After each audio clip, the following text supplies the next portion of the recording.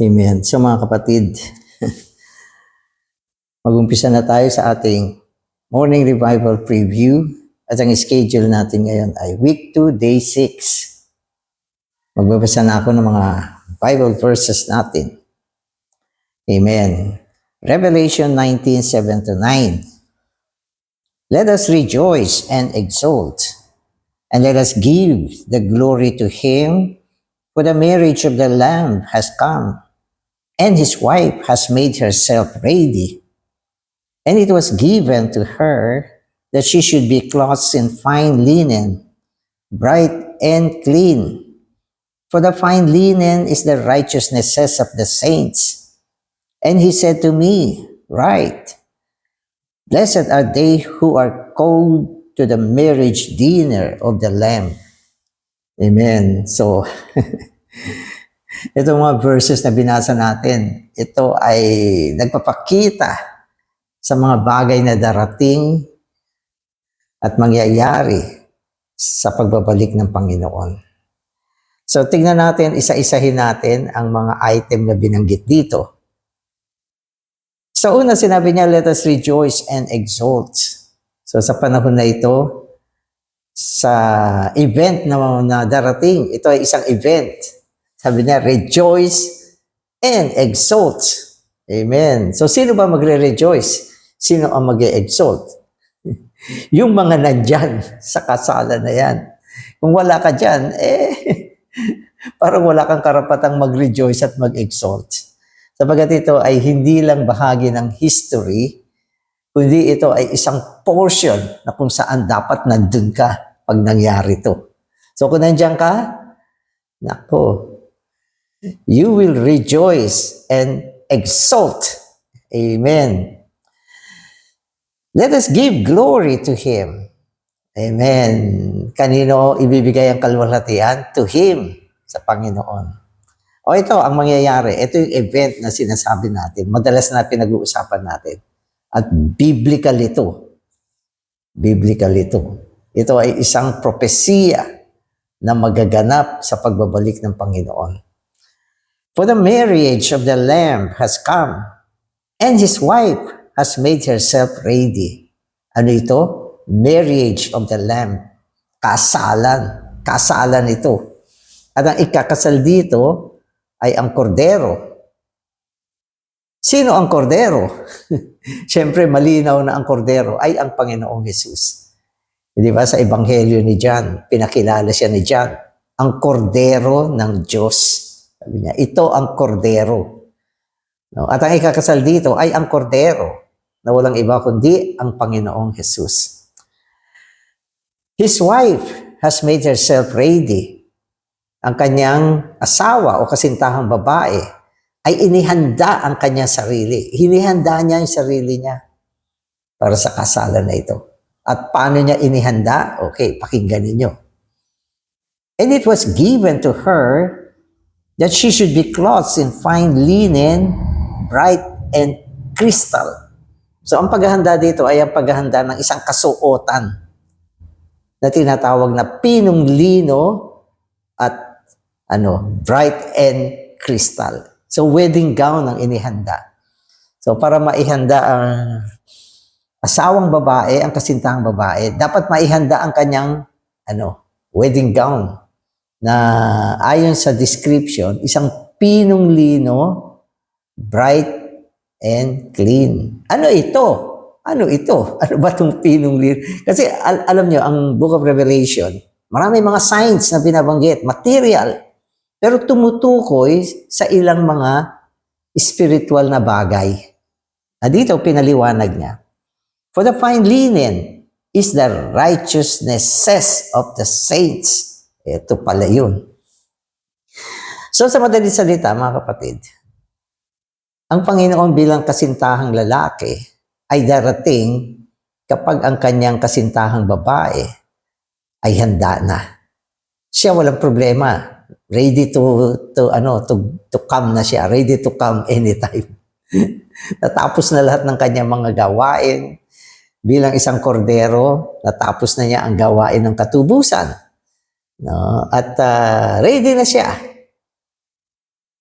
Pero yung kanyang bride, yung kanyang wife-to-be, ay inihahanda. At dadating ang panahon, maihahanda na yan.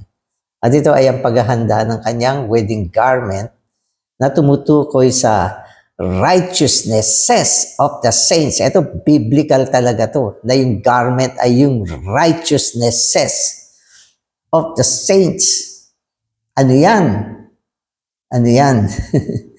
Ang righteousnesses of the saints ay walang iba kundi si Kristo na ibinubuhay natin sa ating pamumuhay.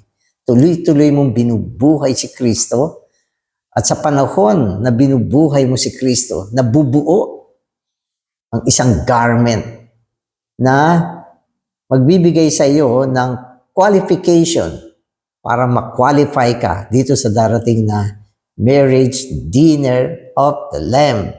Yan. Ang linaw. Kaya ano ginagawa natin ngayon? Binubuhay si Kristo. Kinukuha siya bilang katwiran. Bilang katwiran. At ang pagkuha kay Kristo bilang katwiran ay si Kristo mismo na siyang nagiging pamumuhay natin sa panahon na ito. Kaya huwag kayong bibitaw sa Panginoon. Siya ay buhay natin at ihayag natin siya sa lahat ng aspekto ng buhay natin. At kapag yan ay ginagawa mo araw-araw, nabubuo mo ang isang garment na magko-qualify sa iyo upang ikaw ay maging bahagi ng marriage dinner of the Lamb. Amen. So, matinding verse ito. Ang linaw. Ang linaw. Hindi tayo nagtuturo ng mga bagay na walang batayan. Kaya, ang linaw. Amen. Sa mga kapatid, magbabasa na ako para mas maintindihan natin ito. Revelation 19:7-9 unveils that the Lord Jesus is the Lamb as the bridegroom. Similarly, in the Gospel of John, Christ is presented both as the Lamb and as the bridegroom. One day, John the Baptist declared, "Behold, the Lamb of God who takes away the sin of the world." This verse clearly revealed that Christ came as the Lamb to take away the sin of the world. Later, John the Baptist also indicated that Christ is the bridegroom. John said, "He who has the bride is the bridegroom. But a friend of the bridegroom who stands and hears him rejoices with joy because the bridegroom's voice." Amen. So sa Gospel of John, meron dalawang aspekto ang Panginoon diyan na matinding binigyan ng pansin. At siyempre sa Gospel of John, ang nagsasalita ay si John. Hindi si Apostle John, kundi may portion dito na ang nagsasalita ay si John the Baptist mismo. So yung isa sa mga pagpapakilala niya sa Panginoon ay nung pinakilala niya ang Panginoon bilang ang kordero ng Diyos. Na sinasabi niya, narito ang kordero ng Diyos na nag-aalis ng kasalanan ng sanlibutan. At sa isang okasyon naman, pinakilala niya ang Panginoon bilang kasintahang lalaki. Sabi niya, "He who has the bride is the bridegroom." So, dalawang okasyon. Sa isang okasyon, lamb. At sa isang okasyon naman, bridegroom. So, dalawa. So, siya ang kordero, siya rin ang kasintahang lalaki. At ito ay tumutugma doon sa verse na binasa natin sa Revelation, na kung saan binanggit yan, ang kasalan ay kasalan ng kordero. At tumutugma siya doon sa sinabi ni John na ang Panginoon ay ang kordero ng Diyos. At sapagkat kasalan yan, binanggit ang kasintahang lalaki at tumutugma din siya doon sa sinabi ni John na ang Panginoon ay ang kasintahang lalaki. Kaya dalawang item ang binabanggit dito. At ito ay at ang dalawang item na ito ay tumutukoy sa Panginoon. Amen. Amen. So, bilang kordero, ano ang kanyang gawain? Redemption. Upang sa pamamagitan ng gawain ng katubusan, malutas niya ang problema ng kasalanan. At bilang bridegroom naman, para saan yan? Upang siya ay dumating. Okay? At ikasal. Ang bridegroom ay para ikasal. Kasi sa lalaki, wala naman siya, ay sa lalaki. Sa Biblia, sa English, mahirap humanap ng exact word sa bridegroom. Sa bridegroom. Kasi yung ginagamit natin, kasintahang lalaki. Pero yun parang mga fiancé lang yun. Pero yung exact word na bridegroom, ang ibig sabihin nito ay kinakasal, ikakasal. Yung lalaking ikakasal, yan yung bridegroom. So, hindi lang siya kasintahan, kundi siya yung lalaki na ikakasal. Parang merong konting pagkakaiba. Kaya binanggit ko to sapagkat medyo yung translation natin sa Tagalog, wala tayong mahagilap na word para sa bridegroom. Yun naman yung bride, okay, ay hindi lang kasintahang babae, kundi yung babae na kinakasal. Ibig sabihin ng groom and bride, sila yung nandoon na sa kasalan at kinakasal. No, hindi yan, marami naman sa mundo, kasintahan lalaki to, kasintahan babae, hindi naman nakakasal. Kaya hindi yan bride and groom, o hindi groom and bride yan. Pag sinabi mong groom and bride, nasa yan, kailangan nasa actual na kasalan na yan. So yun yung gusto kong idagdag dito. Kaya isang araw dadating ang Panginoon, siya ang kordero ng Diyos at siya din ang magiging bridegroom. Okay. Sino naman ang bride? Ang bride naman ay ang mga overcomer. Ang mga believer na na-matured at kinuha si Kristo bilang kanilang katwiran, righteousness sa panahon ng kanilang pamumuhay at naihanda sila. Araw-araw nabubuhay sila, kinukuha si Kristo bilang katwiran, pamumuhay. Okay, araw-araw. At yan ay nagdadagdag ng paglago sa buhay. Hanggang sa isang araw, narating nila yung wastong gulang. At sila ay nabuo bilang ang bride. So yan. At magkakaroon na ng kasalan. Amen. Amen. Hence, in the Gospel of John, Christ is revealed both as a lamb who came to take away sin and as a bridegroom who came that he might have the bride. The lamb is for redemption, and the bridegroom is for the wedding. The redemption was accomplished by Christ as the Lamb of God, and the wedding will take place when Christ, as the coming bridegroom, takes his bride. So yung unang work ng Panginoon bilang kordero ng Diyos, na-accomplish na yan, tapos na yan. At ito ay sinagawa niya nung siya ay unang dumating. Kaya yung portion na binabanggit ni John ay portion sa gospel na bago pumasok ang Panginoon sa kanyang ministeryo, inintroduce muna siya ni John the Baptist. Narito ang kordero ng Diyos na nag-aalis ng kasalanan ng sanlibutan. So yun yung main work ng kordero. Ang kordero o si Kristo bilang kordero ay dumating upang lutasin ang problema ng kasalanan. Sabagat, hindi pwede maging bride ang mga believer kung may problema sila sa kasalanan. At pagkatapos niyang nilutas ang problema ng kasalanan sa pamamagitan ng kanyang kamatayan sa krus, anong ginawa niya? Inumpisahan na niyang ihanda ang kasintahang babae.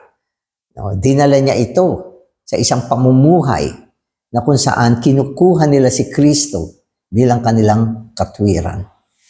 At ito rin ang sinabi ni Paul, nang sinabi niya na sa akin, ang mabuhay ay si Kristo. Nang ibig sabihin, si Paul ay nabuhay sa pamamagitan ng Panginoon. Ibinuhay niya si Kristo sa kanyang pamumuhay. Kaya overcomer siya. At siya ay naging bahagi ng kasintahang babae. So ang kasintahang babae, mga kapatid, hindi siya individual na believer, kundi corporate siya.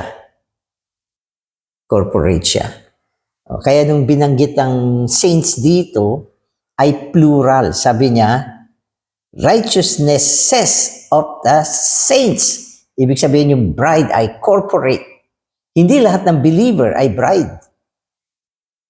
No, ang bride ay isang bahagi ng totality ng mga believers. Isang grupo na natigmakan, nabuuan, gumulang, no, at kinuha nila si Kristo bilang kanilang katwiran sa panahon ng kanilang pamumuhay dito sa lupa. So, overcomer yan. At ang overcomer, marami naman mga aspects. Iba-iba yan. So, hindi naman yan ang topic natin. Kundi ang topic natin ay ang pagbubuo ng bride. Amen. Amen.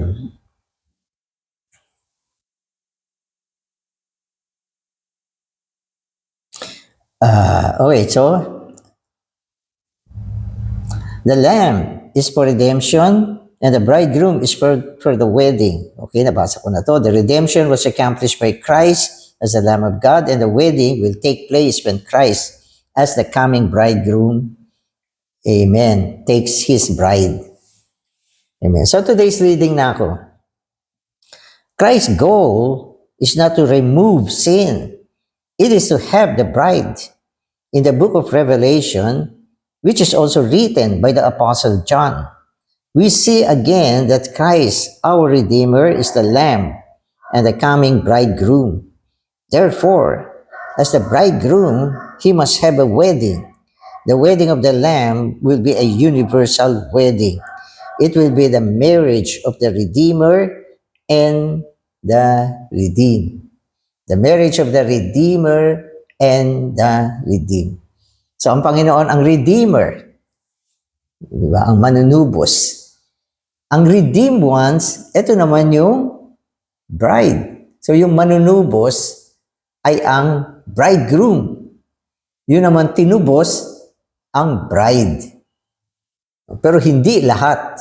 Hindi lahat. So, palagi ko inuulit, ang composition ng bride, hindi lahat ng believer.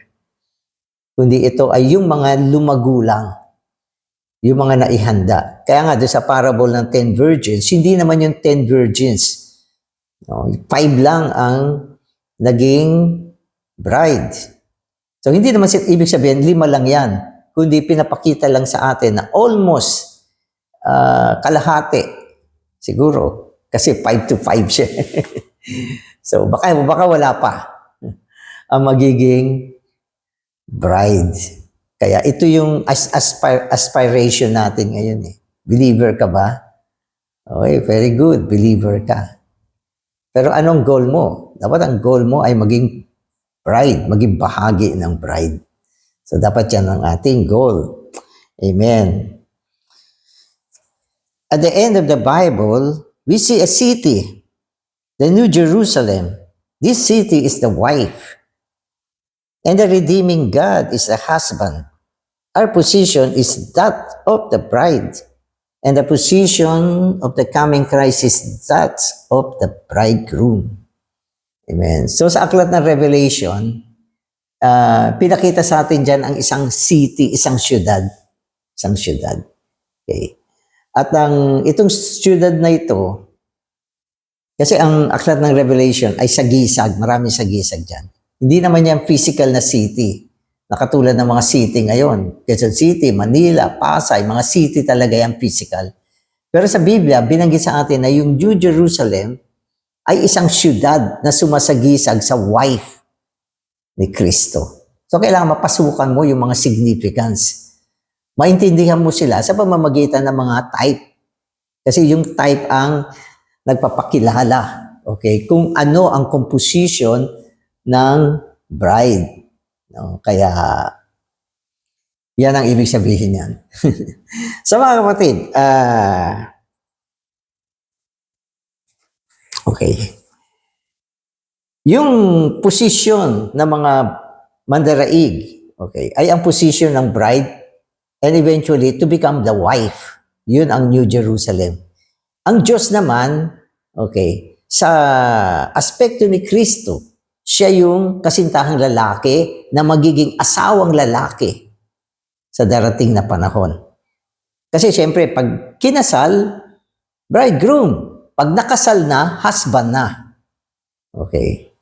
Doon naman sa parte ng bride, pag kinakasal o kinakasal pa lang, siya ay bride. Pero pag nakasal na, magiging wife na siya. So eventually, ang ending, okay, sa panahon ng kasalan, it will become the bridegroom and the bride. Pero pagdating sa walang hanggan, magiging husband and wife ang Diyos at ang kanyang mga believer. So pagdating sa aspect ng wife, lahat na ng believer ay magiging wife. So yan yung sinasabi natin. May panahon lang yan. No? Sa panahon ng kasalan, hindi lahat. So hindi lahat.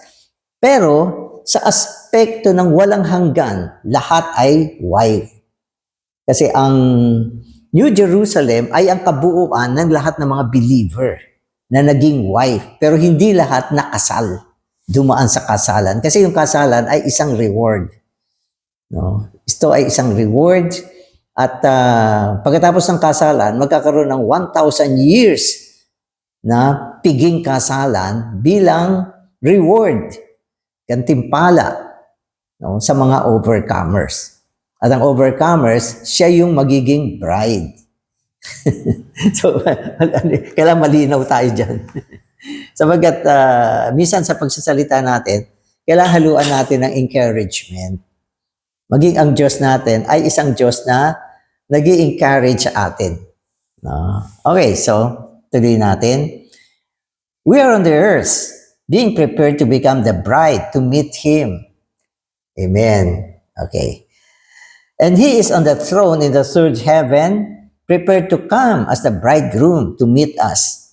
Thus, He is coming as the bridegroom, and we are going as the bride. Amen. The bride and the bridegroom will meet, neither in heaven nor on earth, but in the air. When we meet Him in the air, we will have a wedding. So saan ba gagawin yung kasalan? So itong kasalan, mga kapatid, ay kakaiba. So ngayon kasi nagkakasal ako, ang usong kasalan ay garden wedding. So yan na yung panahon na lahat, lalo yung mga sister, yung mga kababaihan, gustong-gusto nila yung garden wedding sa panahon ngayon. Ayaw na nila doon sa mga yung mga lugar na mga building. Kasi mas romantic kasi yun eh, garden wedding. Okay. Pero ang kasalan ng kordero ay gagawin sa air, sa himpapawid dito. So, ibig sabihin, babalik ang Panginoon mula sa third heaven, babalik siya bilang kasintahang lalaki. At yun namang kasintahang babae, mararapture siya, magmi-meet sila sa air. At dun magaganap yung kasalan. Biblical yan. So, ang mga believer, hindi siya mararapture sa langit para tumanggap ng mga mansion na kung ano-ano. So, walang ganyan. Kundi ang kanyang pagka-rapture ay para sa kasalan. So, yan yung pinapakita ng Biblia. Kaya, magkaroon tayo ng tamang concept. Kung gusto niyo pumunta kayo sa akin, explain ko sa inyo itong bagay na ito. So, yan yung kasalan na magaganap sa himpapawid, sa air yan. No, magmi-meet yan eh. So, mula sa trono, nandiyan ang Panginoon ngayon eh. Siya yung bridegroom na nasa trono ngayon. So, sa takdang panahon, bababa siya mula sa trono. Okay. At hindi naman siya didiretso sa lupa. Kundi, nandoon muna siya sa himpapawid. At mula doon, imi-meet niya yung bridegroom na mararapture naman mula sa lupa tungo sa kanyang kinalalagyan. So ganun ang eksena niyan. At doon magkakaroon ng kasalan. So yan yung marriage of the Lamb. Amen. Amen. So in Mark 2:18-22, the Lord answered the disciples of John and the Pharisees, not in a direct way, but by using certain figures of speech. He referred to himself as the bridegroom, and he also spoke of new cloths and new wine. The Lord seemed to be saying, "Why should my disciples fast when they have everything they need to make them joyful?" Amen. So bumalik tayo doon sa eksena. Sa eksena na question nito mga disipulo ni John, bakit hindi kayo nagpa-fasting o hindi nagpa-fasting yung mga disipulo mo? Sabi niya sa Panginoon. At ito ay sinagot ng Panginoon sa pamamagitan ng figure of speech. Ibig sabihin, mga salitang naglalarawan. Hindi direktang sinagot bakit, kundi pinakita niya ang kanyang sarili bilang isang kasintahang lalaki, bridegroom. At present din niya ang kanyang sarili bilang bagong tela, bagong alak. At lahat ng ito ay para sa pagtatamasa.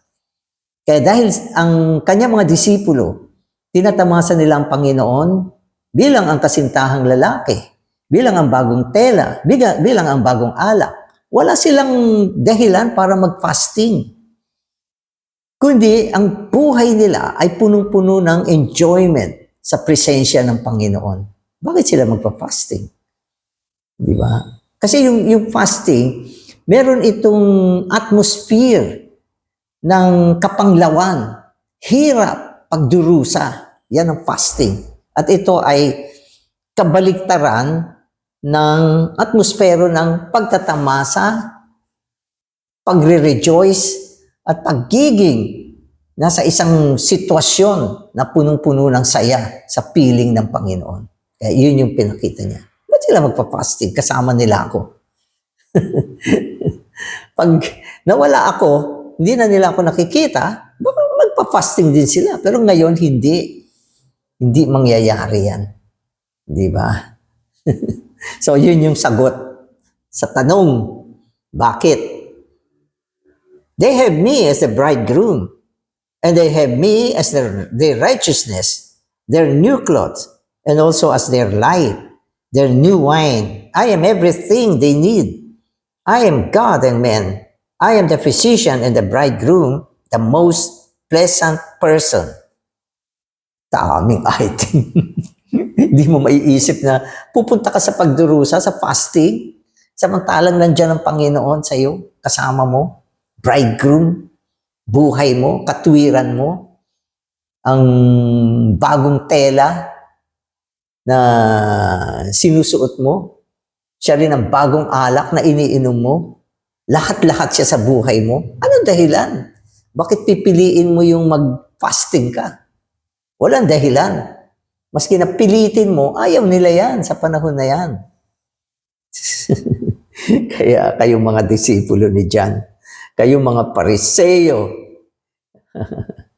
dahil wala kayong Kristo, fasting, nahuhulog kayo sa mga ganyan. So yun yung sagot. Amen. It is ridiculous, kakatwa. Diba? It is ridiculous. Amen. Okay. It is ridiculous for my disciples to fast when they have me. Tama naman. Amen. I am the garment that covers them and beautifies them. And my life is the real wine that fills them, stirs them, and satisfies them. Instead of fasting, they should be full of joy. Amen. Ano pipiliin mo? Full of joy or full of sorrow, full of hardship, full of burden. Kasi ang nagpa-fasting, punong-puno ng kabigatan yan eh. Kaya mga nagpa-fasting yan eh. Alam niyo ba yung fasting? Resulta ng matinding kabigatan. Kaya sila nagpa-fasting. Minsan, feeling nila, gusto nilang masagot yung panalangin nila. Inakaluan nila ng fasting. Ang bigat ng sitwasyon. Pero nung panahon na yan, hindi ganyan. Ang mga disipulo, kasama nilang Panginoon, lumalakad, kumakain, natutulog sila magkakasama. At ang saya ng sitwasyon. Kaya hindi yan panahon ng fasting. Hindi ko sinasabing masama ang fasting. Ito ay nasa Biblia rin. Pero depende sa kondisyon mo. Amen. You ask them to fast. But I tell you, it is impossible for them to fast. Amen. Because the bridegroom is here with them. The new cloth is upon them, and the new wine is within them. How wise and how wonderful is the Lord's answer. Amen. His word concerning the bridegroom, the cloth, and the wine. So, present niya itong mga item na ito bilang sagot sa tanong na kung bakit ang kanyang mga disipulo, hindi sila nagpa-fasting na katulad ng mga disipulo ni John at ng mga Pharisees. So, malaki ang pagkakaiba sa sitwasyon. Kaya ang keyword dito ay kasama mo ba ang Panginoon o hindi. Kapag ikaw ay gumagawa ng maraming bagay nang hindi mo kasama ang Panginoon, bibigat yung sitwasyon mo. Bibigat siya. Katulad ni Martha, daming ginagawa. Puro paglilingkod. Si Mary, nakaupo lang. Nakikinig sa Panginoon. Nasa presensya ng Panginoon. Malaki ang pagkakaiba. Malaki ang pagkakaiba. Kaya mabuhay tayo sa presensya ng Panginoon. Kunin natin siya bilang ating katwiran. Tamasahin natin siya bilang ating bagong tela, bagong alak, at ang buhay mo magbabago. Magiging puno siya ng kagalakan sa panahon ng iyong pamumuhay. Amen. So, hindi ka magmumukhang matanda. Parang masigla ka lagi. Amen. Perhaps we should have a gospel meeting and tell the people that Jesus Christ today is the bridegroom. So, masayang topic kasi ito eh. Tagang pinag-uusapan ay ang bridegroom. Masayang topic. So, sa mundo, ganyan eh. Pag ang discussion ay kasalan, ang saya ng topic. Lalo yung ikakasal. Excited siya. Naisip pala nga niya, ikakasal siya. Hindi na niya mapigil yung kwento niya. Nagkukwento na siya. Kung sure na yan, ha? Pag hindi naman sure, hindi siya magkukwento. Pero pag sure na, ito may invitation na ako. Brother, isi-send ko na ba yung invitation mo? Ang mga tanong sa akin. Brother, ito yung yung program natin. Brother, sino kasama mo? Di ba? Lahat excited. Yung kasalan. Meron pang minsan magkakasal ako. Brother, baka wala kang masakyan. Papasundo kita. Pero isang beses, sinundo talaga ako ng isang kotse. BMW ang ginamit. Pagsundo sa akin, gulat ako. Excited, ha? Ay, nako. Kasalan eh. Usapan pa lang, mga preparation, excited na. Nasaan ang fasting dyan? Walang fasting. ang fasting, pag magkakas ng demons, parang bigat ng kailangan mag-fasting tayo para mapalayas natin itong demonyo. Yan, may fasting yan. Hindi ba nung hindi makapagpalayas ng demonyo? Sabi naman, mag-fasting kayo. Ang bigat na sitwasyon.